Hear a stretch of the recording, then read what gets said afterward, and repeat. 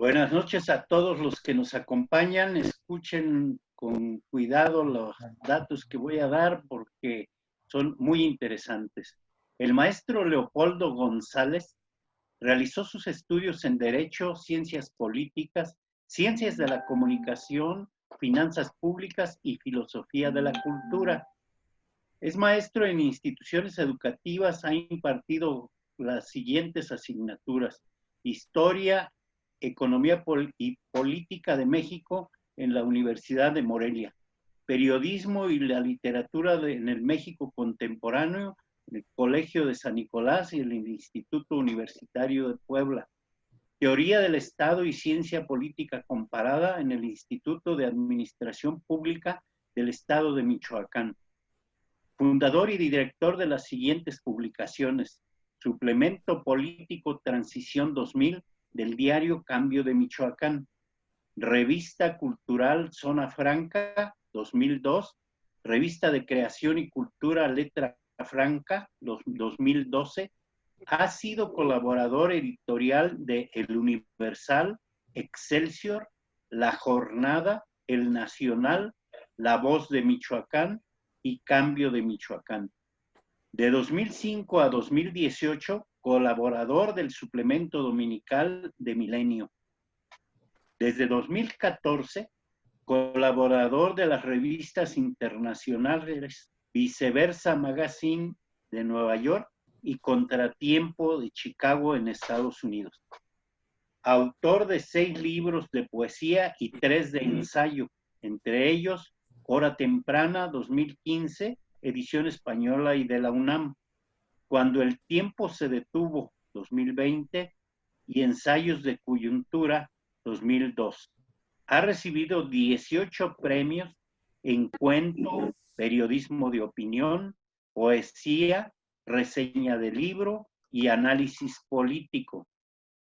Entre ellos, los más recientes son el Premio Internacional Ad Honorem, conferido en 2017 por la Asociación Internacional de Escritores y Poetas, Arte y Cultura Hispana, Asociación Civil, con sede en Orlando, Florida, y el grado de Doctor Honoris Causa, otorgado en 2019 por el Claustro Doctoral Iberoamericano.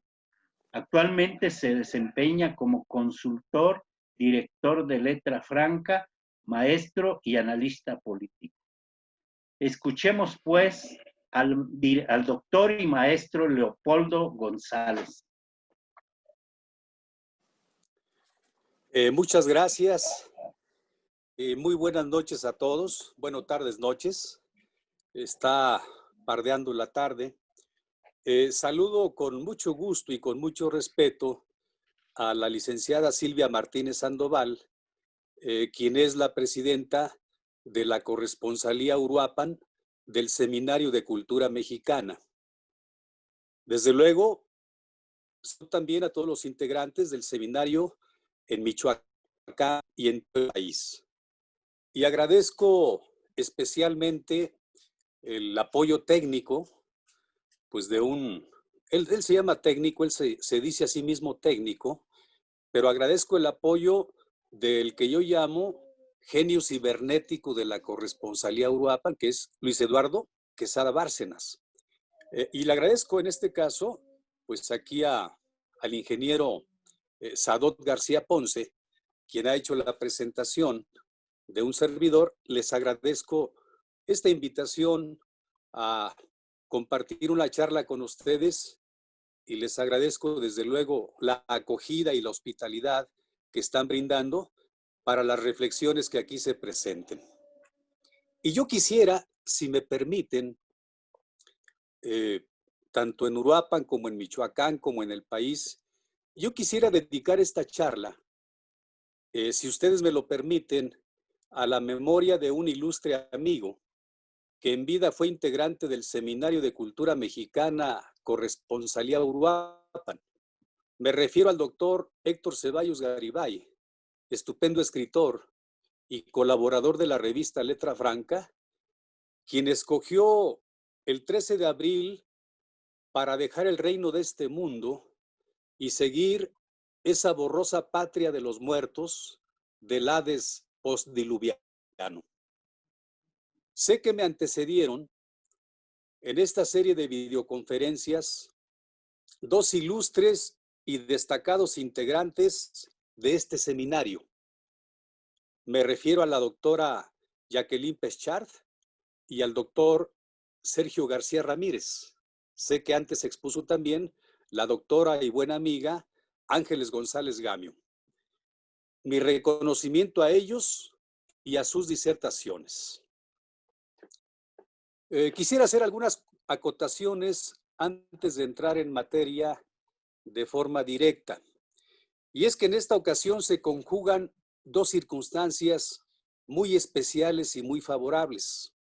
Por un lado, la de que le hablo a gente informada, a gente talentosa, investigativa y estudiosa, y por esa misma razón, pues yo quisiera pedirles con humildad que me corrijan en alguna posible mentira que pudiera pronunciar de forma involuntaria en esta charla que comparto con ustedes y que me hagan favor de corregirme, también lo pido con humildad, si cometo alguna imprecisión, tanto en las reflexiones como en los datos que en esta ocasión maneje con ustedes. Fíjense que nunca había ofrecido una charla en tiempos tan interesantes como los que hoy vivimos en México y en el mundo. Y aquí hablaremos, obviamente, del COVID-19 y del fenómeno económico asociado con el COVID-19, ese enemigo invisible, silencioso e implacable, que hace meses tiene en vilo a la ciudad humana y al mundo, pero hablaremos de este fenómeno no desde el punto de vista de la medicina o la investigación científica, sino desde el punto de vista de la ciencia política, de las políticas de salud y de su impacto en nuestra sociedad. Y fíjense ustedes que la mayoría de los gobiernos en el mundo se mueven en el terreno de lo posible, no en el terreno de lo deseable. Y este es uno de los supuestos, esta es una de las realidades, desde luego, del sistema político y del gobierno mexicano. Yo diría que para enfrentar los daños y las consecuencias del COVID-19 y de la crisis económica que se le ha aparejado en estos últimos meses, no requerimos, y lo digo con sorna seria, no requerimos una providencia de la República.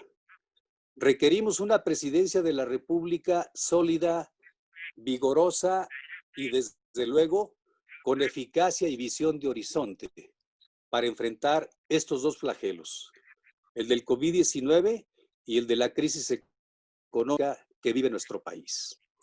Y por otra parte, yo les diría a ustedes que ocupamos en México también una restauración de investidura presidencial, lo digo con seriedad, pues para no caer en escenas lamentables en las que lo que tengamos de manera cotidiana, de manera habitual en México, sea una especie de investidura presidencial. Ocupamos restaurar la investidura presidencial.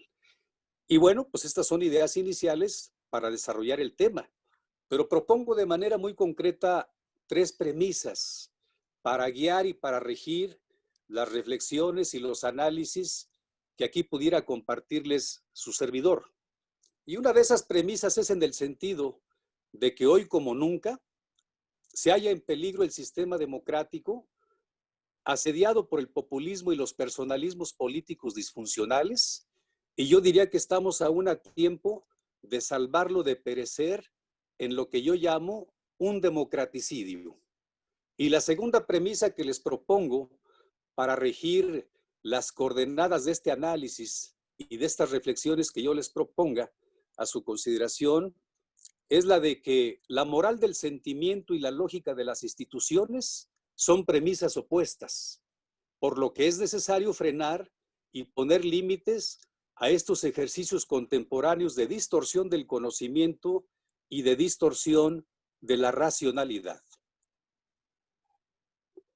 Y la tercera premisa que les propongo a ustedes para regir las reflexiones de esta charla que hoy tiene lugar es la de que en tiempos como los que hoy vivimos en México, marcados por un retorno al viejo personalismo político y por la irrupción de una forma sui generis de hiperpresidencialismo, estamos llamados, creo, a hacer un ejercicio permanente de contextualización crítica de arengas, decretos, dichos, hechos, obras, acciones, decisiones y maniobras de carácter gubernamental, pues para conocer la verdad de lo que realmente ocurre en materia de salud y para conocer la verdad de lo que realmente ocurre en la gestión de la actual pandemia que trae al mundo de cabeza y desde luego también para conocer la verdad real de lo que vive el país desde hace varios meses. Y bueno, yo me preguntaría en primer término, ¿cuál de las dos crisis fue primero? Si la pandémica o la económica. Y claramente desde el título de esta conferencia se está proponiendo, se está sugiriendo que el origen de esta crisis revolvente, de esta crisis doble que vivimos en el 2020, se está proponiendo que lo primero fue la crisis económica y después fue la crisis pandémica. Y esto es por una razón, porque la crisis económica de México, del México de hoy, no comenzó con el COVID-19 y ni siquiera comenzó, digamos, con el tiempo del año 2020.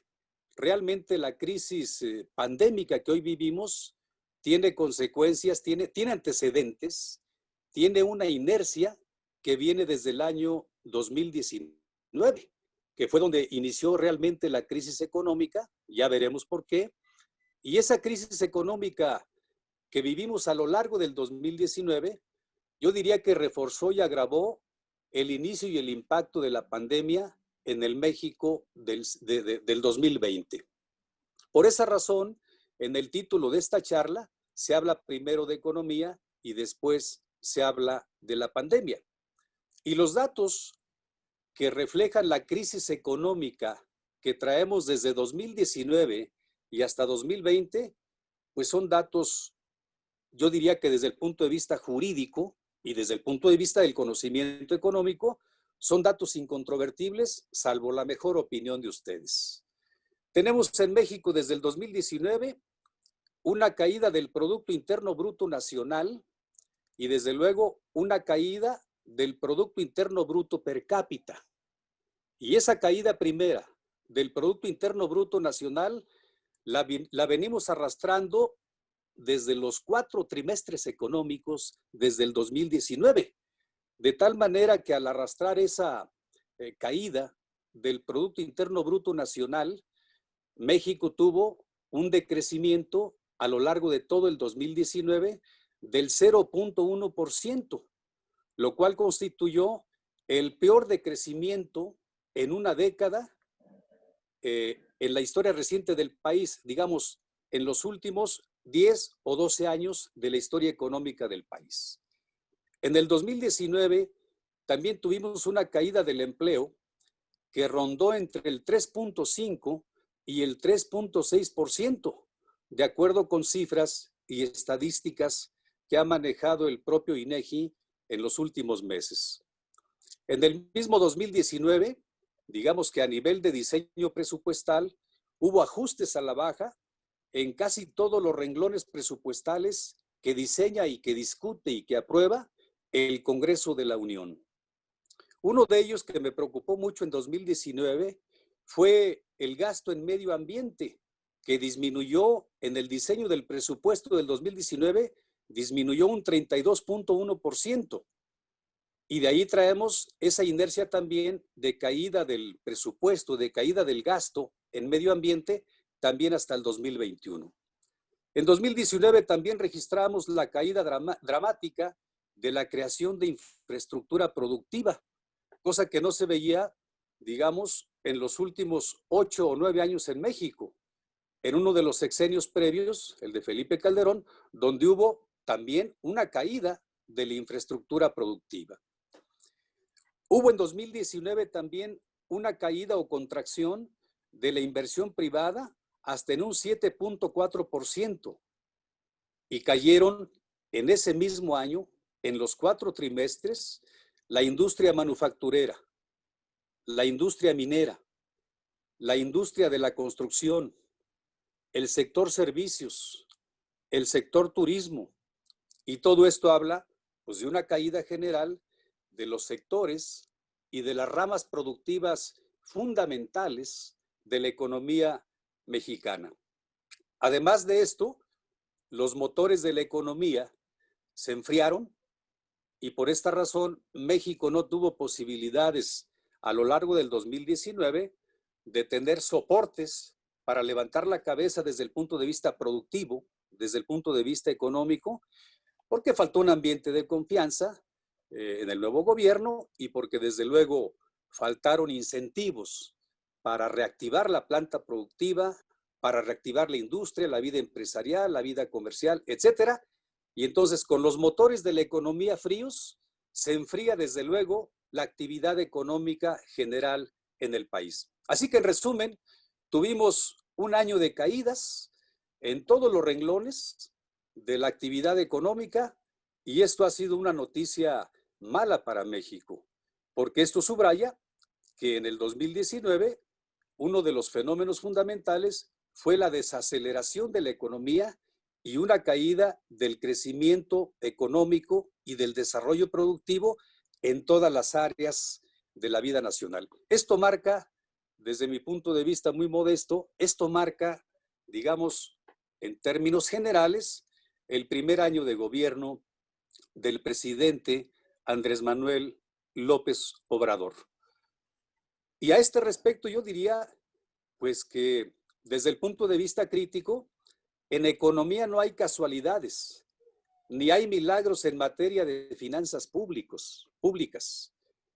Y por otra parte, pues un error radical, un error estructural que habría que atribuirle, digamos, al gobierno federal en su planeación general de la actividad económica, pues es el de que la forma de hacer y la forma de operar son las que definen la eficacia de un gobierno. Y me parece que en estos dos rubros, salvo la opinión de ustedes y de otros especialistas en este asunto, me parece que en esto, pues el gobierno federal nos ha quedado a deber. Las cifras económico-financieras negativas del 2019, que en términos generales ya he mostrado para ustedes, estimo que muestran 4 cosas fundamentales que describiré enseguida. Muestran esas cifras económico-financieras negativas el enfoque económico del actual gobierno federal, que muchos llamamos populista, y el cual consiste en reducir el gasto productivo, es decir, el gasto de inversión, y en incentivar y agrandar el gasto social. Este enfoque económico partió de premisas equivocadas y muy pronto llegó, creo yo, a resultados y a conclusiones equivocadas, como lo muestran las cifras económicas y el debilitamiento general de la economía en 2019. Lo segundo que muestran las cifras económico-financieras del 2019 es que cancelar el aeropuerto de Texcoco, abandonar la obra pública que venía del gobierno anterior o los gobiernos anteriores, decretar la cancelación del Consejo de Promoción Turística y cerrar las oficinas de promoción comercial de México en 86 países, en mi modesta opinión, fueron decisiones equivocadas que enviaron a los mercados y a los inversionistas señales equivocadas. Lo tercero que muestran estas cifras económico-financieras negativas del 2019 es que el gobierno de la República dejó de ser facilitador y garante del desarrollo nacional, de la inversión y el fortalecimiento de la planta productiva que genera riqueza y empleo, y a cambio de ello cometió un error que desde entonces, me parece, lleva a la quiebra a la economía mexicana. El error de pretender hacer del Estado mexicano un Estado propietario, un Estado empleador, un Estado empresario y un Estado, en fin, que desaliente la iniciativa particular y privada, porque estas son un obstáculo para el Estado populista, lo cual es lamentable. Y la cuarta y última cuestión que muestran estas cifras económico-financieras negativas es el hecho de que los que iban a ser diferentes, tenemos que decirlo, porque es un compromiso con la verdad, la reflexión intelectual y la reflexión académica. Los que habían dicho que iban a ser diferentes, lamentablemente o desafortunadamente, ya trastocaron la definición histórica de Abraham Lincoln cuando se refería a la democracia, porque en realidad ejercen un gobierno que se puede constatar en los hechos, es un gobierno de cuates, por los cuates y para los cuates. Y esto no es, lo digo con toda franqueza, una buena noticia para México. Le pediría por allá a Luis Eduardo si puede insertar la estadística internacional comparativa del COVID-19. Gracias, Luis Eduardo. Miren ustedes, a fuerza de repetirlas, pues ya se han vuelto comunes varias interpretaciones críticas y varias especulaciones que se hacen al nivel de la calle, al nivel de la banqueta, y que se hacen desde luego en las charlas de sobremesa y también en los cubículos académicos sobre el origen y el impacto y la evolución del COVID-19. Una de esas interpretaciones ha llegado a sugerir que el COVID, que el virus de Wuhan fue creado en algún laboratorio de virología y se habla tentativamente de algún laboratorio de virología de Estados Unidos o el mismo laboratorio de virología de Wuhan, quizás como parte de guerras bacteriológicas de nuestro tiempo o quizás como un capítulo más de las históricas confrontaciones Oriente-Occidente que registra nuestra historia.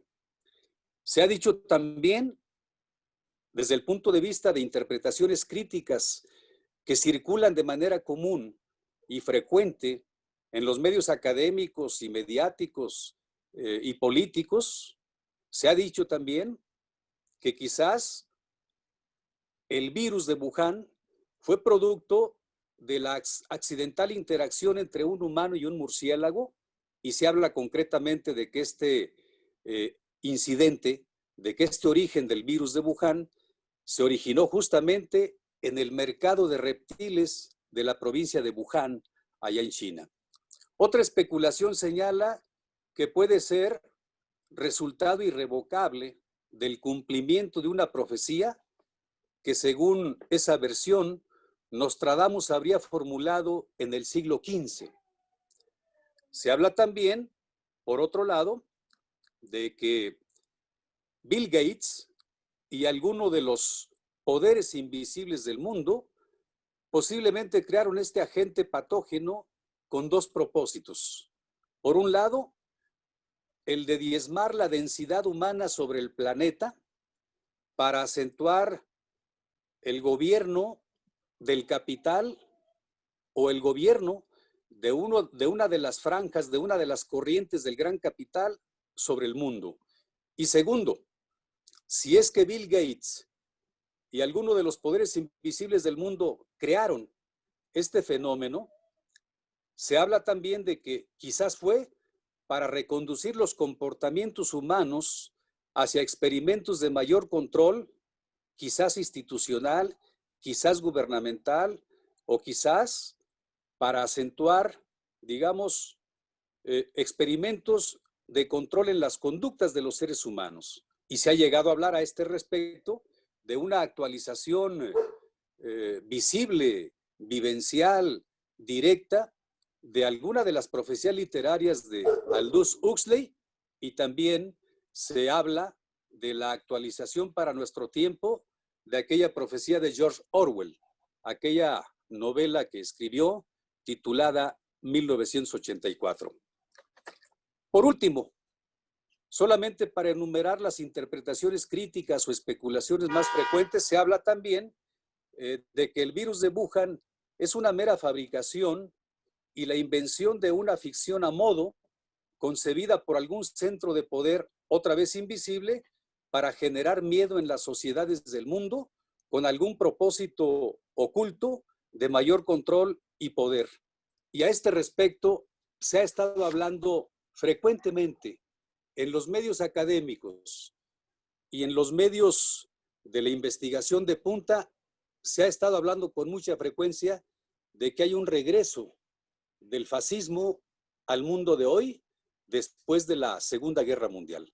Habrá que estar muy pendientes y muy alertas respecto a ese fenómeno, porque finalmente pudiera tener alguna dosis de verdad sobre el mundo del siglo XXI y concretamente en 2020. En resumen, y para efectos de entender cómo atravesamos de 2019 a 2020, es pertinente decir y aclarar dos cosas. La primera, los grandes errores económicos del gobierno en 2019, además su imprudente confrontación con la iniciativa privada y los sectores productivos y su pésima gestión de la actividad económica, quizás condujeron a nuestro país a uno de los peores años de su historia en creación de infraestructura productiva, caída del Producto Interno Bruto y del Producto Interno Bruto per cápita, pérdida de 2.1 millones de empleos formales al tercer trimestre de 2019, una caída de la inversión extranjera directa del orden del 4.2%, lo cual llegó a situar a México, llegó a México a caer 8 lugares en el índice de inversión extranjera por país, terminando así con una caída global de la economía mexicana a lo largo del 2019 del 0.1%, configurando así una economía en recesión. Estos son datos extraídos de la realidad que se pueden consultar en INEGI, que se pueden consultar en estudios prospectivos de Citibanamex, que se pueden consultar en la misma Secretaría de Economía y desde luego en estudios de prospectiva económica de Bancomer. Por otra parte, la parálisis productiva y la crisis económica de México, me parece, no son producto directo del virus y la pandemia, sino resultado de que en el gobierno, pues realmente tenemos nuevamente una economía presidencial.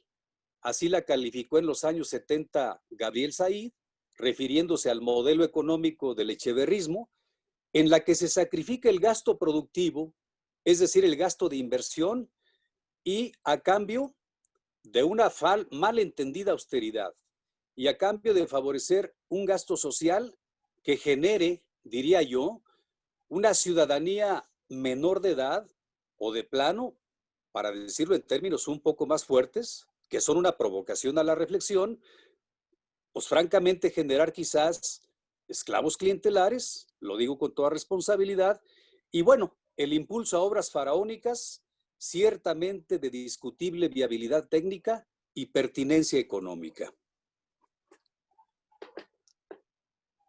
Diría que por ahí, a partir de estos dos puntos de vista, el primero y el segundo, que he compartido con ustedes, puede entenderse de manera más o menos general o más o menos panorámica el estado convaleciente de la economía en el año 2019. Por otra parte, fue en marzo de este año, del 2020, cuando México sumaba 6 muertos por COVID-19 y fue decretada la Jornada Nacional de Sana Distancia, cuando la inercia destructiva y los impactos negativos de ambas crisis se potenciaron mutuamente, dando lugar a uno de los peores periodos de incertidumbre, zozobra y miedo en nuestra historia. La pandemia y la economía son expresión de dos crisis, pero al coincidir bajo un mismo gobierno, en una misma coyuntura histórica y sobre un mismo piso social, se han enconado y han acentuado su potencial destructivo sobre todos nosotros, pero sobre todo en torno y sobre los sectores más necesitados y vulnerables económicamente de nuestra sociedad. Le pediría a Luis Eduardo, si me hace favor, de insertar la estadística nacional que tiene relación directa con el COVID-19. Miren ustedes, el punto de quiebra de nuestro fracaso, en mi modesta opinión, de nuestro fracaso frente a la pandemia, me parece que tiene 4 momentos. Un primer momento está constituido por el desconocimiento de la magnitud y rudeza del problema sanitario y pandémico que se nos venía encima, lo cual es explicable. Un segundo momento es haber recortado en poco más de un 20% diversas ramas del presupuesto para salud en los años 2019 y 2020. Un tercer momento de nuestro punto de quiebra frente a la pandemia me parece que fue haber eliminado o cancelado en el diseño de presupuesto para 2019 los siguientes rubros que voy a enumerar y son 1, 2, 3, 4, 5. Ahí van. El primero, haber eliminado o cancelado presupuesto y programas de prevención de cáncer mamario y cérvico-uterino. 2, haber eliminado o cancelado programas de prevención y control de dengue y paludismo mediante la eliminación de los programas de saneamiento de ríos y canales, los cuales servían para abatir los mosquitos que causan estas enfermedades infectocontagiosas entre nuestra población. El tercero, haber eliminado o cancelado el programa de atención a pacientes con lepra, lo cual ha incrementado, como bien saben ustedes, lo cual ha incrementado a los pacientes leprosos en México en los últimos meses en varios estados de la República. El cuarto, haber eliminado, básicamente por razones de austeridad, el funcionamiento del Seguro Popular Universal para colocar en su lugar un INSABI que no garantiza todavía el derecho constitucional a la salud, sobre todo de los más pobres en México. Y por último, en esta enumeración de lo que se ha eliminado y cancelado, por último, la reducción presupuestal al programa de prevención de control de sobrepeso y diabetes, lo cual ha golpeado de forma directa y muy severa a este sector de la sociedad mexicana que padece sobrepeso y, desde luego, diabetes. Cuarto, de estos puntos que explican nuestro fracaso frente a la pandemia. El haber tomado con ligereza y liviandad, sin seriedad de Estado, las medidas de confinamiento social y los protocolos sanitarios, lo cual propició las cadenas de contagio y muerte que hoy lamentamos en todo el país. Es decir, parece que el síndrome del gatelismo está dañando a todo un país y esto no deja de ser preocupante. Hay que reconocer un hecho elemental. Además, reconocerlo con absoluta honestidad intelectual. Tanto el gobierno federal como los gobiernos de los estados han empeñado su mejor esfuerzo para disminuir contagios y reducir el número de muertes por COVID-19 en México. Y me parece que nos debe quedar muy claro que el gobierno federal y los gobiernos de los estados han desplegado lo mejor de su artillería y de su investigación científica para contener el virus y domar la pandemia. Sin embargo, y también con absoluta honestidad intelectual, es menester reconocer 3 cosas. La primera, que las respuestas institucionales frente a la cadena de contagios y frente al nivel de muertes que acumula este fenómeno, esas respuestas institucionales han sido en algunos casos torpes y en otros casos han sido insuficientes. Segundo, reconocer con toda honestidad intelectual que la pandemia ha hecho aflorar crisis estructurales que ha traído arrastrando el pueblo de México en materia económica, en materia de finanzas públicas, en materia política y en materia de rezagos y atrasos sociales diversos. Y reconocer también que la pandemia se agrava cada día y con ella la crisis económica también. En el balance y con datos fríos que no deben hacernos olvidar que detrás de ellos hay miles y miles de tragedias humanas, de personas concretas que han perdido su patrimonio o la vida, el perfil sanitario y económico de la hora presente es una invitación al puchero y al llanto y a reinventarnos creativamente para enfrentar con lucidez y entereza el porvenir que viene.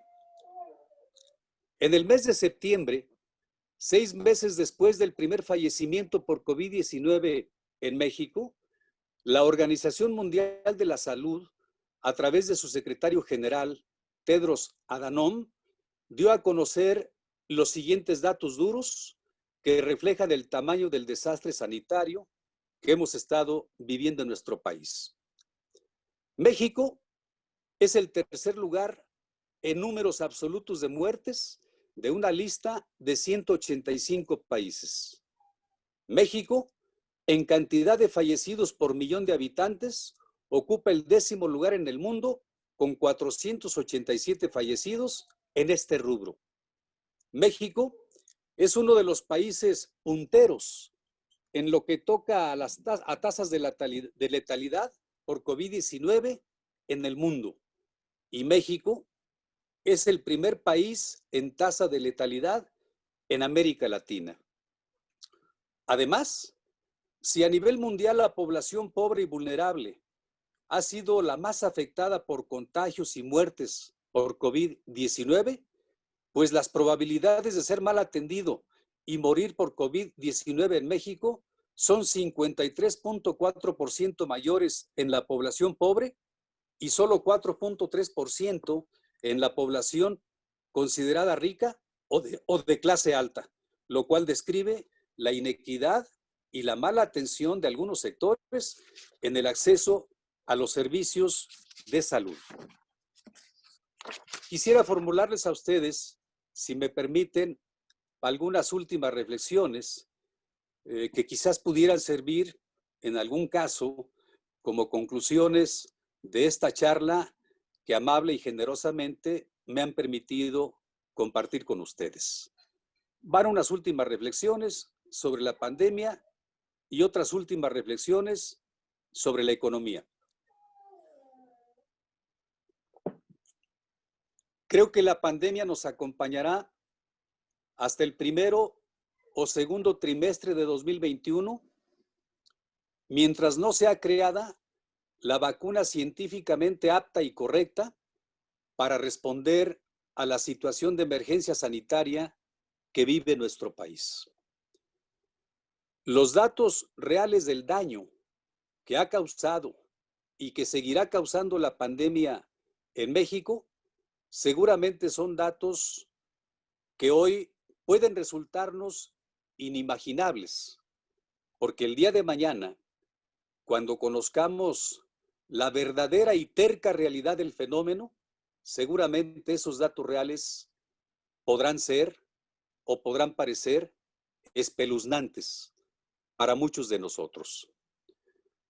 Por otra parte, los riesgos de la presencia del virus de Wuhan en México siguen latentes y seguirán latentes de aquí al primero o segundo semestre del año entrante, porque no hay posibilidades en lo corto, en lo inmediato, ni a través del laboratorio de AstraZeneca, ni a través de otros laboratorios que están trabajando una vacuna en el mundo, no hay posibilidades, creo yo, de que la vacuna o el antídoto correspondiente aparezcan a tiempo para frenar la cadena de contagios y, desde luego, para frenar la ya alarmante cadena de muertes en México y en el mundo. Una última reflexión sobre la pandemia. Me parece que es muy importante reforzar en México al Consejo de Salubridad General que encabeza el ameritado doctor Jorge Alcocer, acompañado de manera conveniente, de manera oportuna, por el subsecretario López-Gatell. Pero hace falta una reestructura, me parece, del Consejo de Salubridad General, pues para eficientar su desempeño y para que la eficiencia de ese desempeño se traduzca en el piso social, en la disminución de contagios y en la sensible disminución de muertos por COVID-19 en México.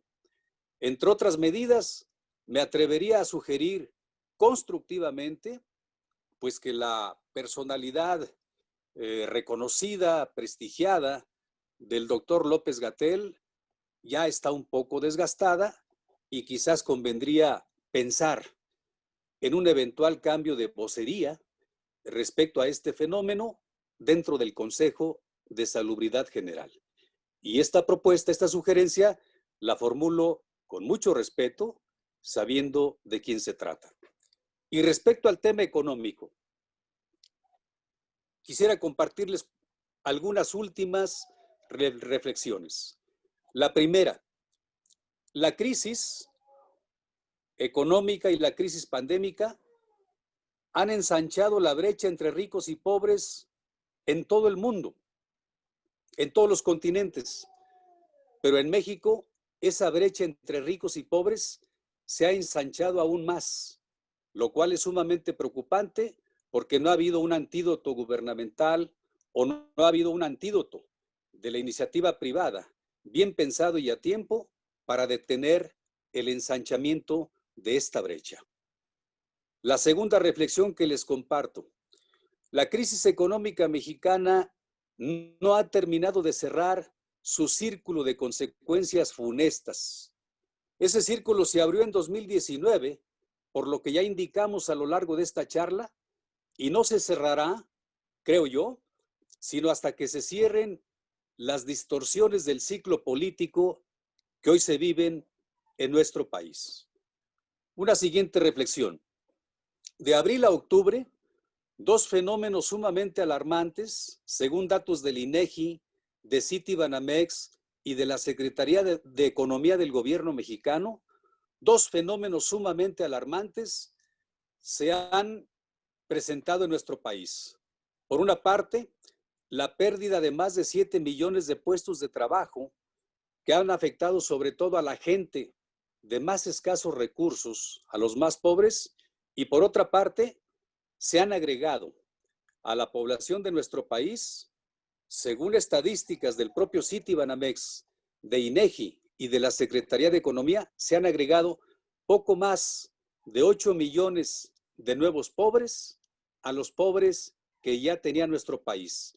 Digo que las dos cifras son alarmantes por lo siguiente, porque cuando hay falta de trabajo y cuando hay falta de ingresos familiares, se acentúa la pobreza, y al acentuarse el fenómeno del desempleo, de la falta de economía familiar suficiente y sólida, y al acentuarse el fenómeno de la pobreza, quizás lleguemos a vivir peores niveles de violencia delincuencial, y quizás lleguemos a vivir peores niveles de inestabilidad y de irritación social que los que ya estamos viviendo hoy.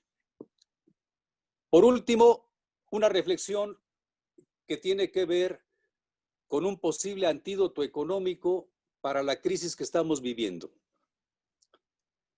Realmente parece que se ha subestimado la aportación que dejó un economista como John Maynard Keynes, digamos, en la primera mitad del siglo XX, que no solamente ayudó él mismo como economista y la escuela que generó de economistas, no solamente ayudaron al mundo y sobre todo a Estados Unidos a superar el ciclo nefasto, el ciclo negro de la Gran Depresión de Estados Unidos, que se extendió de 1929 a 1933 en sus efectos directos, sino que además el pensamiento económico de John Maynard Keynes ayudó a superar la crisis económica de la posguerra, es decir, después de abril de 1945.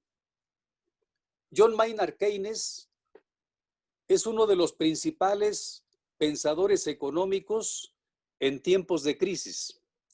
Se recurre a él con frecuencia en coyunturas de crisis cortas o en coyunturas de crisis largas. Sin embargo, me parece que en términos generales, en el México de hoy, lo hemos subestimado.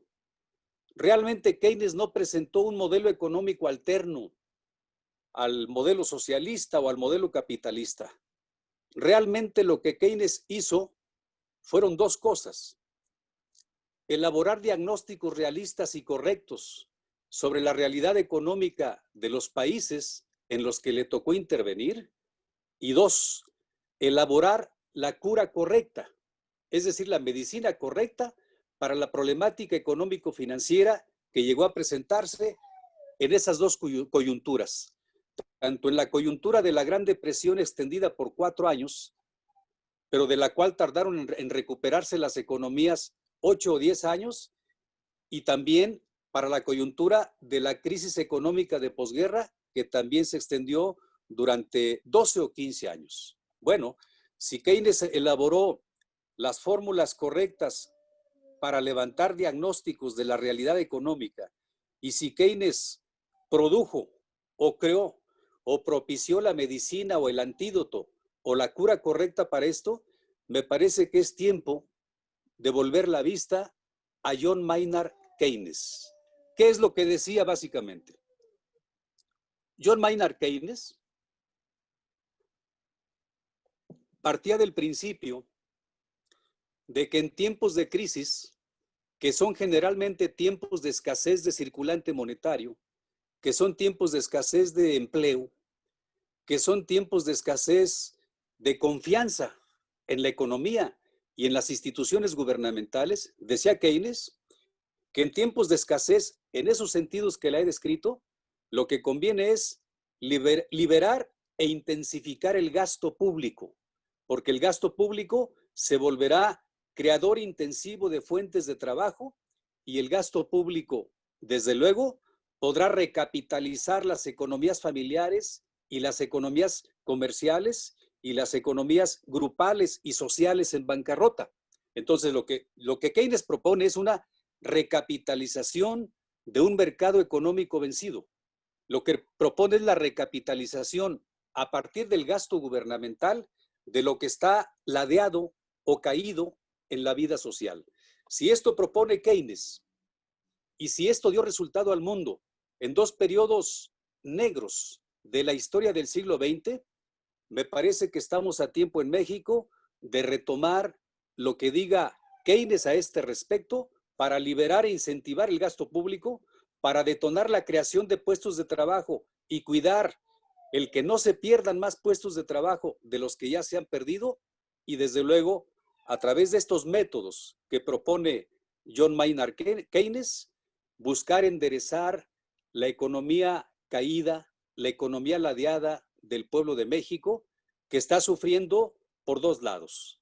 Está sufriendo frente a una pandemia que no hemos logrado domar, y está sufriendo el pueblo de México frente a una crisis económica que lo que ha hecho es domarnos, achicarnos y meternos en un periodo de incertidumbre que ya ha hecho mucho daño y que seguramente seguirá haciendo daño en el país. Volvamos la vista a las soluciones correctas. Una de ellas es lo que a este respecto diría y haría John Maynard Keynes. Y con esto yo termino esta charla, y bueno, cedería el uso de la palabra al moderador, al licenciado Luis Eduardo, para que nos hiciera favor de abrir el panel de preguntas y respuestas, avisando yo de antemano que no tengo problemas de tiempo, ni problemas para aceptar las preguntas que tenga bien formular el auditorio, cada uno de los amigos del auditorio. Muchas gracias. Muy amable, maestro Leopoldo González, muy generoso también por el uso del tiempo. También le agradezco también mucho su puntualidad.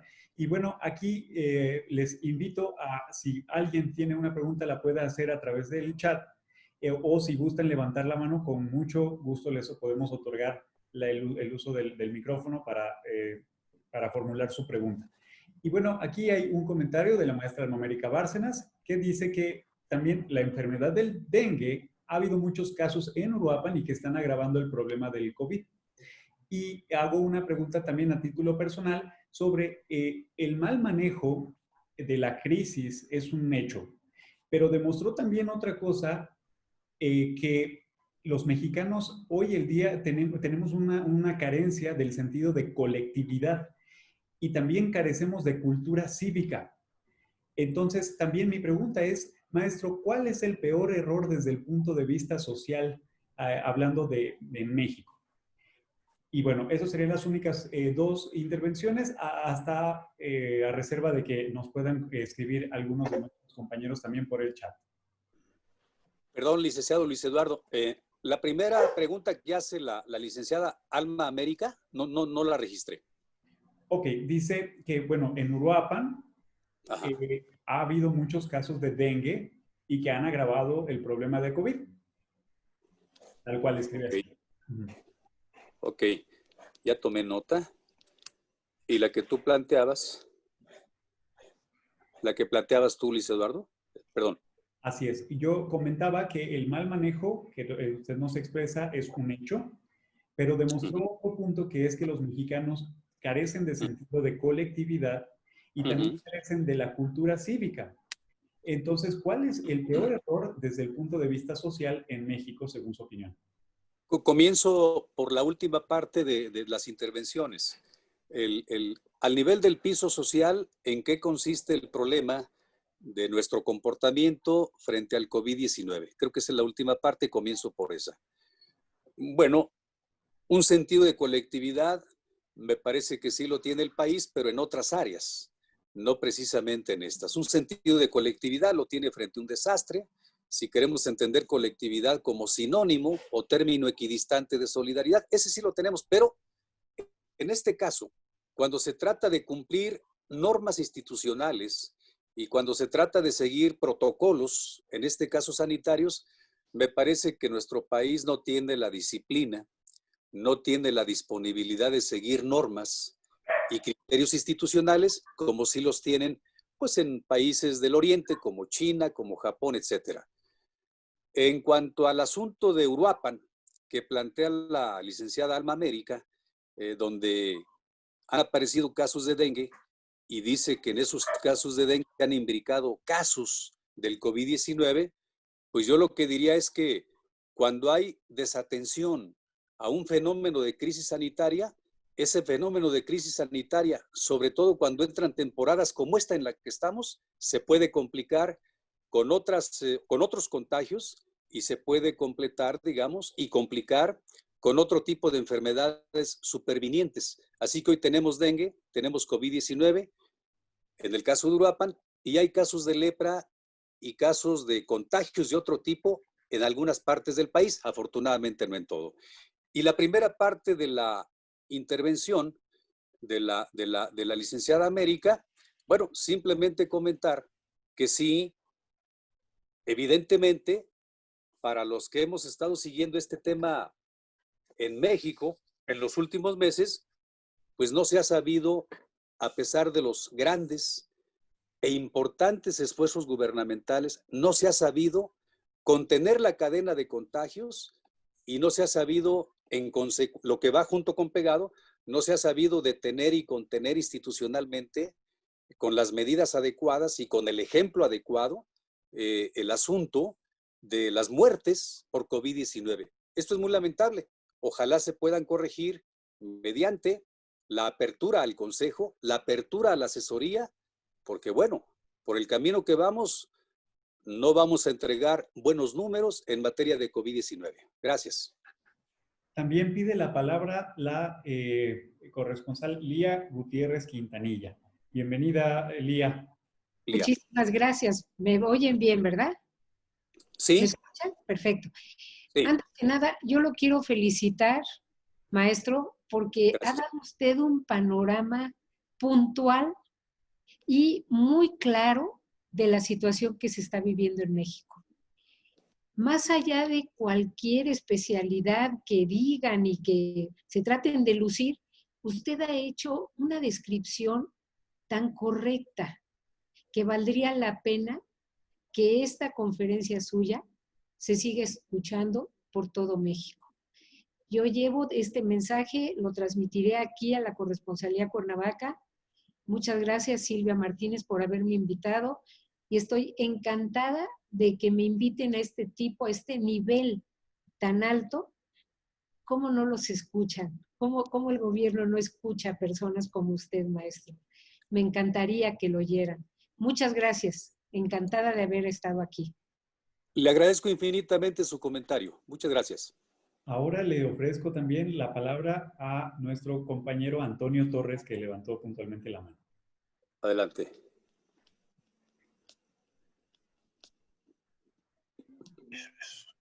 Le escuchamos. Hola, hola, buenas noches. ¿Qué tal? Saludos a Buenas todos. noches. Saludos a todos los que estamos conectados en Gracias. esta reunión. Maestro Leopoldo, me gustaría oír un comentario sobre otro aspecto que no se ha tocado en su exposición, es decir, la división que se está fraguando en el federalismo mexicano.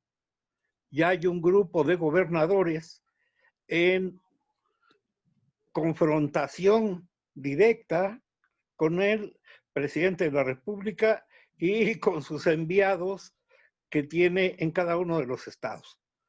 Ahí hay una cuestión que también preocupa profundamente porque con el problema económico, con el problema de salud, lo único que nos falta es que se nos parta la República. A ver, ¿qué me quiere comentar sobre eso? Muchas gracias por la pregunta y desde luego por el interés. Lo que puedo comentar respecto al tema que usted le ha llamado inoculación de división en el federalismo mexicano, en el cuerpo compacto del país, pues sí es un tema preocupante, porque esa división, si la vemos desde el punto de vista federalista, pues ya es real, ya existe en las actitudes políticas del gobierno federal por un lado y el resto de la República, y de 10 gobernadores que se hacen llamar a sí mismos la Alianza Federalista. Es muy preocupante esa división. Yo diría que aparte de esa, es muy preocupante la división que se está fraguando, que hace meses está desarrollándose, entre un país alcacelser, me gustaría llamarlo así, y un país aldeuvas. Un país alcacelser que sigue a pie juntillas los dictados de una corriente de amplia izquierda en el pueblo de México, y otro país que no sigue ni cree sus dictados y tiene más bien una postura crítica frente a esos dictados y frente a la manera en que se conduce políticamente al país. Esa otra división me parece que también va junto con pegado con la otra división que usted está señalando. Aparte de esas divisiones, me parece que hay otras subdivisiones dentro de esas divisiones que están dañando el sentido de unidad nacional y que están dañando la articulación de México como país, como república, como Estado. Hay visiones, una visión sobre la economía en algún sector del país, por ejemplo, la iniciativa privada, y hay otra visión radicalmente diferente de la economía en otro sector del país que no es economía privada ni se dedica a la vida económica, sino que está en la vida política protagónica en este momento. Es decir, cualquier tipo de división que esté cocinándose, que esté fraguándose, o que surja por generación espontánea en México me parece muy preocupante. Yo lo que diría, a lo que le atribuyo esa división y esas divisiones que están surgiendo, es a la falta de vocación de Estado, del gobierno de la República principalmente y de todos los actores de la vida pública del país. Y dos, nos falta un claro sentido de la institucionalidad en México, comenzando por el gobierno de la República y siguiendo con toda la institucionalidad política y social del país. Creo que con esas dos cosas se resolverían estas divisiones. Claro, no son cosas que se van a conseguir de manera fácil. La vocación de Estado y el sentido de institucionalidad no se consiguen fácil en un país como el nuestro, que trae la tradición política que tiene. Pero ojalá podamos recuperarlo los que sí creamos en el país, los que sí creamos en la República, los que sí queramos preservar el Estado democrático, ojalá recuperemos la visión de Estado y el sentido de la institucionalidad. Termino con esto. Hacer a un lado los egos individuales, por muy inflamados que estén, y anteponer la visión de Estado y el sentido de institucionalidad a los egos individuales y a los egos partidistas. Gracias, maestro. Hay dos intervenciones más. Una es, les voy a dar lectura una tras otra y le pido tenga por ahí en cuenta las preguntas. La primera es de nuestro compañero amigo corresponsal Alejandro Guizar. El hecho de que estemos en pleno proceso electoral representa un riesgo para que las autoridades de las tres órdenes de gobierno descuiden el tema salud. Y otra es una reflexión de la corresponsal, también amiga Gloria Corresponsalía Pátzcuaro. Considero que ningún país estaba preparado para esto, pero viendo el manejo a nivel mundial, me parece que México ha ido por buen camino, mejor que otros. Me preocupan más las decisiones políticas de entes individuales, como el presidente municipal de Pátzcuaro, que insiste en llamar al turismo para Noche de Muertos, y eso se aúna a esa falta de sensibilidad de algunas personas. Las poblaciones han decidido cerrar, lo cual es excelente, pero ¿cómo se lucha contra autoridades que no son conscientes? Felicidades a la corresponsalía Uruapan. Muchas gracias, maestro, por su conferencia, muy puntual y certera. Y también agrego un comentario más de nuestro compañero Jesús Gil Chávez, que dice: se conoce que se puede pedir un préstamo al Fondo Monetario Internacional según su percepción. Si pidiera un préstamo el gobierno mexicano, ¿en qué rubros los podría invertir para que sea un detonante para echar a andar la economía mexicana? ¿Y qué hacer para cuidar estos recursos si existe un alto índice de corrupción en México? Y le felicita también, maestro, por su exposición. Muchísimas gracias a Jesús Gil Chávez, también gracias a Gloria, me dices que es de Pátzcuaro, y gracias a Alejandro Guizar por sus inquietudes y sus preguntas. Voy a tratar de contestar cada una de ellas. Comenzaría por Jesús Gil Chávez. Hay una manera, no infalible, pero sí una manera recomendable científicamente hablando, para financiar el desarrollo de los países. Y esa manera es la deuda. Lo sabe cualquier economista mediano o cualquier economista de sólido prestigio. También otra forma de financiar el desarrollo de los países, pues son los impuestos. Esas son las dos fórmulas reinas que sirven para financiar el desarrollo de los países.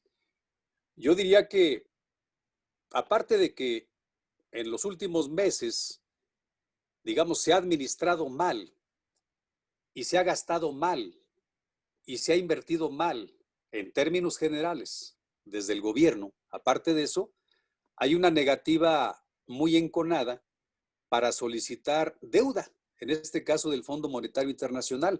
Yo lo que diría es que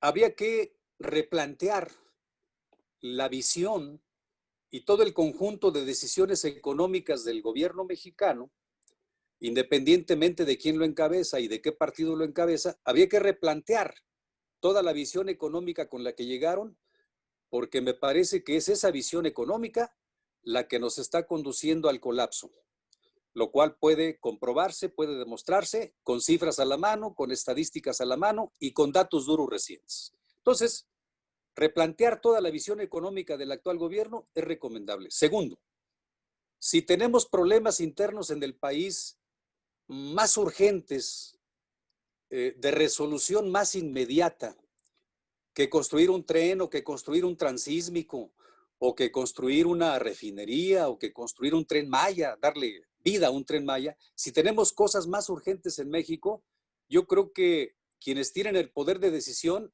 deben concentrarse en lo que es más urgente para el país, no en lo que es más urgente para sus personas o para sus egos o para sus trayectorias. Concentrarnos en lo que es urgente para el país. Y si nos concentramos en lo que es urgente para el país y reorientamos el gasto hoy mal orientado u hoy desorientado, entonces me parece que podríamos tener esperanzas de mejoría en el corto plazo, en semanas o en meses. Pero esa apuesta, digamos, de reorientar o de replantear toda la visión económica del actual gabinete, del actual secretario de Hacienda, me parece, francamente, una utopía irrealizable. Me parece que las posturas en términos económicos del gobierno federal han demostrado de manera suficiente y fehaciente que son inconmovibles. Entonces, no le veo por ahí. Tampoco creo que puedan recurrir a la deuda, porque la deuda es un instrumento de política internacional, de ayuda solidaria, claro, también es negocio, pero de ayuda solidaria entre países, y no quieren recurrir a estas medidas extremas, a lo mejor, de política internacional, como es pedir deuda para financiar el desarrollo. Lo que tenemos que hacer es pedir desde abajo, desde el piso social, seguir pidiendo desde la academia, que lo ha estado pidiendo, seguir pidiendo desde el sector intelectual, desde los analistas políticos, desde la investigación científica tipo CONACYT, tipo CIDE, seguir pidiendo un replanteamiento de la visión económica general que tiene el actual gobierno. En mi opinión, si no se replantea esa visión económica, México no cambiará la trayectoria que hoy lleva rumbo pues a la bancarrota o al desastre. Y me da dolor decir esto, pero no puedo decir mentiras. Es mi deber como escritor, es mi deber como maestro de ciencias políticas decir la verdad, y eso se puede demostrar. Tenemos que replantear la visión económica que nos lleva al precipicio y a la ruina. Y si no la replanteamos, y si no la replantean los responsables, seguiremos en ese camino y en esa trayectoria. Respecto a lo que plantea Gloria de Pátzcuaro, de que ningún país estaba preparado para esta pandemia, eso es absolutamente cierto. Solamente quisiera concentrarme en esa inquietud que ella formula, agregando, para complementar su inquietud y ese reactivo que formula, solamente agregando que ciertamente ningún país estaba preparado para la sorpresa de esta pandemia que le ha agregado crisis a la ciudad humana y al mundo. Ningún país estaba preparado. Pero hay países que tenían mayor solidez en su sistema democrático y que tenían mayor solidez en su vida institucional y que tenían mayor solidez en el establishment, en el sistema político, para hacer frente con mayor certeza, con mayor agilidad y con mayor eficacia a esa pandemia. 2 o 3 ejemplos al azar. Alemania es un caso, digamos, de mayor estabilidad estatal e institucional, de mayor estabilidad en su sistema democrático y de mayor agilidad en la toma de decisiones frente a un fenómeno como este. Alemania, otros países de Europa, países incluso de Oriente, han tenido mayor solidez y en consecuencia visión de Estado para enfrentar la pandemia. Por eso esos países, a pesar de haber conocido el fenómeno del coronavirus un mes o un mes y medio o 2 meses antes que nosotros, esos países no tienen la gravedad del problema que tenemos en México. Allá los contagios son menores, hay que revisar simplemente las cifras, y el número de muertos son menores, porque eran países con otro andamiaje institucional y de Estado para responder a la sorpresa de la pandemia, y lo han hecho mejor que nosotros. Agregaba Gloria que quizás México no lo ha hecho tan mal. Yo solamente le sugeriría pues que no nos guiáramos por actitudes de fe o por actitudes de creencia, sino que nos guiemos por lo que dicen las cifras. No lo digo yo. Y si las cifras dicen que lo hemos hecho mal y que hemos tenido una mala, a veces pésima gestión de la pandemia, eso dicen las cifras, y me parece que Pitágoras no se equivocaba, y en eso no hay vuelta de hoja. Respecto a lo que plantea Alejandro Guízar, si habría riesgos una vez que inicie el proceso electoral del 2021, que está a punto de comenzar desde luego, las fechas electorales ya se están viniendo encima a partir del próximo mes de noviembre y del siguiente mes de diciembre se están viniendo encima. Registro de alianzas, registro de coaliciones, etcétera, etcétera. Si el proceso electoral podría complicar, eso entendí, la inercia que traemos con la pandemia. Me parece que el proceso electoral sí podría complicar aún más la gestión institucional de la pandemia en México. Es decir, sí constituye un riesgo de que se incrementen el número de contagios y de que se incrementen el número de muertes por el COVID-19 después de que empiece el proceso electoral. Porque el proceso electoral pues, es la irrupción del mismo. El proceso electoral es la irrupción de las masas, de los seguidores de cada partido político, y esto implica una mayor interacción humana, y en esa interacción humana podrían incrementarse los contagios y podrían incrementarse también las muertes. Ojalá el INE y ojalá el IEM, en el caso de Michoacán, tomen las medidas pertinentes en caso de que la pandemia no ceda y en caso de que no se aplane ese tipo de curva que estamos viviendo con la pandemia. Ojalá tomen las medidas de prevención, las medidas institucionales y los protocolos institucionales correctos para que, sin cancelar las elecciones, sí garanticemos que esa cadena de contagios y esa cadena de muertes no se incrementen y no se vuelvan exponenciales. Gracias. Gracias, maestro. Y hay una mano más levantada de Itzi Mora. Por favor, tienes la palabra. Adelante. Muchas gracias al maestro Leopoldo por su conferencia. A mí me gustaría platicar un poquito, plantearle una duda, sobre todo en la segunda crisis, la que tiene que ver con el manejo del COVID. Yo difiero un poco de algunos de los puntos que he dicho por lo siguiente. Creo que la geografía de México, la diversidad geográfica, el tamaño de la población y sobre todo de accesibilidad a los núcleos de población es muy distinta, por ejemplo, en México que en Japón o en Alemania, eso no los hace comparables. Es el octavo país más poblado del mundo y es el segundo en obesidad, por ejemplo. Entonces, haciendo un análisis de riesgo, vulnerabilidad de la población, pues México tendría un nivel de vulnerabilidad mucho mayor que todos estos otros países, y aún así, exponencialmente, si comparamos perceptualmente el impacto de la pandemia en uno y otro, no nos colocaría tan mal, matemáticamente, así como está hablando. Yo considero, por ejemplo, aquí en México se suspendieron las clases cuando había 2 muertes. En España, por ejemplo, se suspendieron cuando había 1,000. En Italia, cuando había más de 2,000.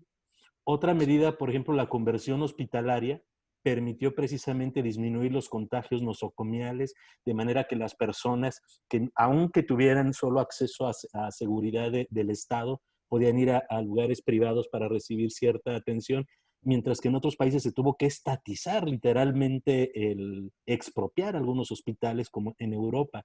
Es decir, no sé hasta dónde realmente ahora, con los datos globales, podamos realmente tener una visión de hasta dónde ha sido el desempeño gubernamental. Eso no quita obviamente de algunas cosas, como el ejemplo, como decía, sobre todo al principio del Ejecutivo, invitando a la gente a salir, a no usar el cubrebocas, pero hablando de políticas públicas específicamente como esta de la la jornada de sana distancia en una etapa temprana de la pandemia, la conversión hospitalaria, la distribución de medicamentos a lugares geográficamente muy inaccesibles, desde mi punto de vista, ha mermado mucho la pandemia y la letalidad que pudiéramos haber encontrado en un país como esta, ¿no?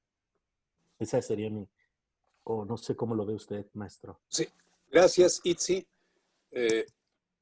Bueno, hago algunos comentarios. Primero, qué bueno que hay un diferendo en tu punto de vista y el mío, porque el diferendo nos permite reconocer, bueno, pues los sentires plurales y las visiones plurales que alientan y que descuellan en nuestra sociedad. Entonces yo felicito ese diferendo, esa diferencia en puntos de vista. Quizás la diferencia en puntos de vista en este caso, pues se refiera básicamente a una diferencia de percepciones, pero digamos que hablando de percepciones, tú tienes una visión, unos datos, tienes un contacto incluso con la realidad del sistema médico. Creo reconocerte, Itzi, por eso te lo digo. Sé que has estado de paramédico, ya te reconocí. Me parece que la diferencia puede ser de percepciones, pero hay algo que estarás de acuerdo conmigo. Hay algo que vence cualquier percepción, porque las percepciones son subjetivas. Lo que vence cualquier percepción, me parece, son dos cosas: la realidad directa y los datos duros. Y en este caso, los datos duros que yo he relevado y dado las fuentes, esos datos duros, en el caso específico de México, sin entrar en comparaciones con otros países, pues no dejan de ser graves. Tener este asunto de ser el país con mayor letalidad de Latinoamérica sí me parece grave. Es decir, porque estamos hablando de una gestión gubernamental frente a la pandemia, digamos que deficiente, digamos que torpe, o digamos que poco ágil, y digamos una gestión de la pandemia que no ha dado resultados óptimos, que son los que cabría esperar de cualquier gobierno, no solo del mexicano. Entonces, frente a la realidad y frente a los datos duros, dependiendo de en qué vertiente de las estadísticas nos queramos colocar, dependiendo de eso, yo sí diría que ha habido una mala gestión de la pandemia y que además va a crecer. Y además se habla, creo que lo sabes, Itzi, se habla de subregistros de contagios, se habla nada más. No hay pruebas todavía contundentes y se habla de subregistros de muertes. Hace 5 días hizo un ajuste en el número de muertos en México y pasamos de un día para otro. Por ese ajuste en la estadística pasamos de 77,000 muertos a 101,400. Entonces, me parece que habría que ser muy cuidadosos y muy, como dijera, muy responsables, tanto con el manejo de la realidad pandémica que tenemos, como con el manejo de la percepción que hemos construido a partir del problema de la pandemia que tenemos enfrente. Luego, sí comentar que en el caso de México, yo diría que no tenemos un sistema de salud sólido en todos los puntos de vista y una política pública en materia de salud no tenemos.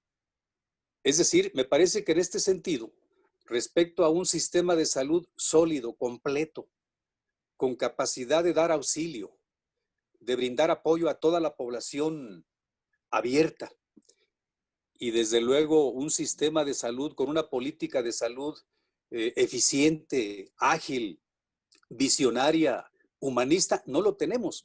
Entonces, yo sería de la idea, para terminar, de que reforcemos, de que fortalezcamos el sistema de salud en todos los sentidos en que puede ser fortalecido, comenzando por el presupuesto, que la verdad es que le ha disminuido el actual gobierno, desde el año pasado hasta el actual, y pensemos también en que hace falta tener políticas públicas en materia de salud claras, porque lo que tenemos son políticas gubernamentales en materia de salud, en cierto modo sujetas al capricho del Congreso o sujetas a los humores gubernamentales.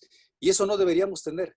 Deberíamos tener sistemas de salud con capacidad de respuesta pronta, inmediata y eficaz frente a cualquier problema de salud pública que aparezca en México.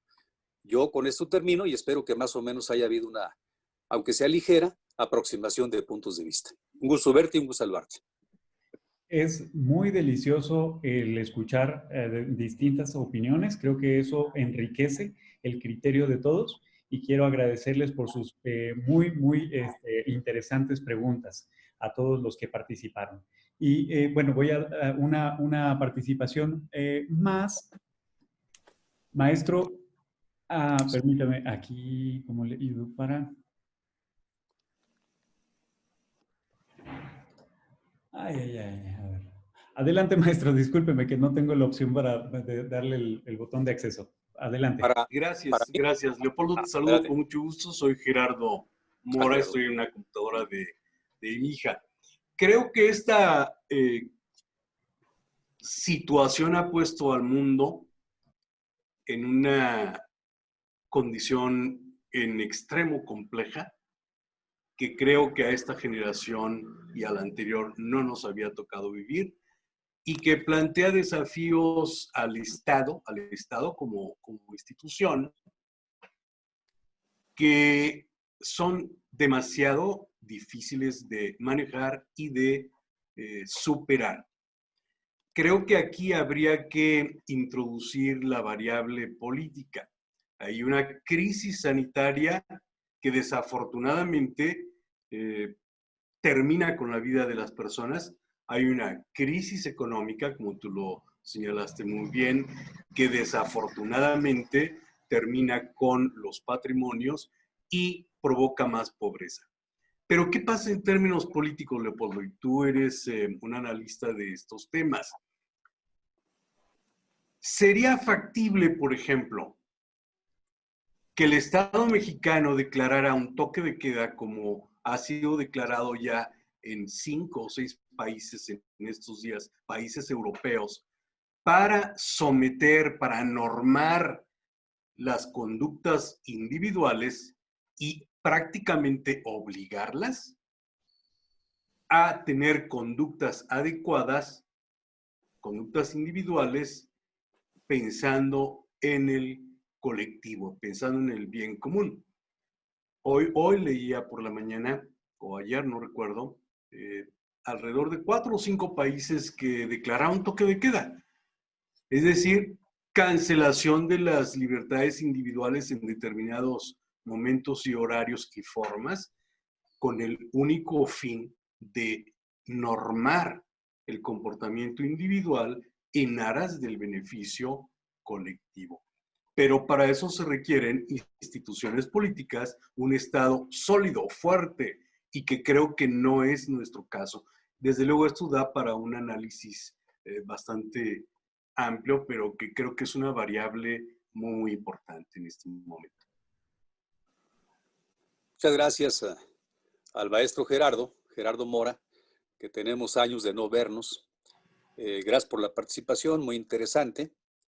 Sí, desde luego que coincidimos en varios puntos de vista. Es una situación, la del COVID-19, en extremo compleja, que tomó mal parado al mundo, que tomó al mundo sin un sentido de previsión. Y dentro del mundo, me parece que tomó más mal parados a los países estos que mencionas, maestro Gerardo, que no tienen soportes institucionales sólidos y que no tienen una tradición democrática sólida y sumamente madura, como sí la tienen muchos países en el mundo. Esta situación extremadamente compleja ha desestabilizado casi todo. Fue un golpe transversal a los sistemas políticos, a los sistemas jurídicos, a los sistemas de salud, a los sistemas sociales, y ha desestabilizado de alguna manera todo de forma transversal. Coincidimos en la complejidad del asunto. Sí hay que introducir la variable política, como bien mencionas, y esa variable política, pues me parece que habría que verla y valorarla desde el punto de vista de que hace falta un Estado más fuerte, un Estado que se sienta y se sepa y se asuma más Estado, en lugar de ser una especie de equipo de fútbol América. Espero que nadie le vaya aquí al equipo de fútbol América. En lugar de ser un conjunto de individualidades y egos, sino que sea realmente el Estado como un todo institucional, el Estado como encarnación de la nación y la república, lo que realmente se mueva en esta variable política para enfrentar el COVID-19. Sí pasar entonces con urgencia de los egos inflados o de los egos inflamados, de las individualidades tempestuosas, pasar a la vocación y a la actitud de Estado, porque de esa manera se puede enfrentar mejor, infinitamente mejor, cualquier problema. Y llegando, digamos, a este tema que planteas de un posible toque de queda, y recuerdas el caso de los 6 países que recientemente lo han decretado, ese toque de queda en ciertos horarios y con ciertas modalidades y condiciones, pues yo lo que diría que es que en el caso de una crisis del tamaño de la que nos ha traído esta pandemia, aparejada con la crisis económica, que han implicado, digamos, un incremento alarmante de cifras por COVID y de cifras por delincuencia organizada, que no deja de ser sino una consecuencia, creo, en muchos casos, de la pobreza, del desempleo, de la falta de ingreso familiar. Me parece que en estas condiciones, en que puede salirse de control una crisis de salud pública, me parece que sí, yo sí justificaría, digo, no el sometimiento autoritario, eso en ningún caso lo justificaría ni lo defendería. Sí defendería yo cierto sometimiento, cierta dosis de sometimiento a normas de conducta individual dictadas racionalmente por el Estado. Eso sí lo vería bien, y en el caso de México no se ha aplanado la curva de la pandemia y tenemos un problema que está creciendo, que es el de la crisis económica. Entonces, sí conviene que disposiciones de Estado, del Estado federal y de los estados de la República y de los municipios, donde se vea grave el problema de la pandemia, sí conviene que haya establecimiento o imposición racional de normatividades con un solo objetivo. Si cuidamos la salud de uno de los ciudadanos, cuidamos la salud de todos los ciudadanos, que somos los que hacemos al municipio, al Estado como entidad de la Federación y al Estado jurídico y político que es México. Gracias, Gerardo. Muchas gracias. Y nada más aquí extiendo 2 comentarios adicionales que tenemos en el chat. Nuevamente la maestra América Bárcenas dice, México tiene el porcentaje de letalidad más grande de América Latina. Cifras oficiales, 10.87% en México contra 3.9% en Brasil o 4.9% en Perú. Y de acuerdo con Coneval, la crisis sanitaria y la caída del ingreso podría sumar 10 millones de pobres más. Es evidente estadística de lo que atinadamente señaló el ponente. Bueno, pues si no hay alguna participación adicional, que me parece prudente irle dando ya un fin a esta presentación, vamos a proceder con la orden del día, que es, agradecer primero, maestro, si usted considera ya concluido el tema, para entonces darle un simbólico, pero muy merecido y también modesto de nuestra parte, reconocimiento por esta conferencia magistral, y también para darle la palabra a nuestra presidenta, la licenciada Silvia Martínez, para que tome la palabra y nos apoye haciéndole una cordial despedida. Lo último, Luis Eduardo, nada más es agradecer de corazón esta oportunidad que me ha dado la corresponsalía Uruapan del Seminario de Cultura Mexicana, y agradecer desde luego la enorme tolerancia y la enorme capacidad de escucha que tuvieron los amigos del auditorio, ellas y ellos. Agradecerles a los presentes y agradecerle al seminario, desde luego, de corazón. Maestra, licenciada Silvia, adelante. Gracias. La corresponsalía Uruapan del Seminario de Cultura Mexicana le agradece su participación, maestro Leopoldo González. Su interesante conferencia, 2 crisis en una, economía y pandemia en el México de hoy, fue sin duda un excelente referente a los problemas más apremiantes que nunca esperamos que tuviéramos este año cuando brindábamos por el año 2020. Realmente, personalmente, me gustó mucho la exposición porque siempre nos vamos o por el lado económico o por el lado de la salud. Y realmente, como usted nos dice, tenemos que verla de estas dos maneras, tanto por la economía, por la salud. Le agradezco que haya aceptado la invitación y esperemos que no sea la última vez que nos visita. Muchísimas gracias, un abrazo de parte de todos los integrantes. Realmente es una conferencia que escuchamos con mucha atención, que estuvo muy, muy bien documentada y qué bueno que tuvo sus contrapesos, porque como usted dice, es lo mejor que escuchemos de las dos partes lo que estamos viviendo. Muchas gracias, maestro. No, pues el agradecido soy yo. Ténganme como su amigo y espero que no sea esta la última vez que podamos vernos y compartir algunas reflexiones. Con todo gusto. Gracias a todo el auditorio y nos vemos al siguiente evento. Les agradecemos seguir al tanto de nuestras nuevas invitaciones y gracias a ustedes que esto sigue adelante. Es nuestra motivación y a nombre de todo la corresponsalía Uruapan, nuevamente infinitas gracias. Hasta luego. Buenas noches.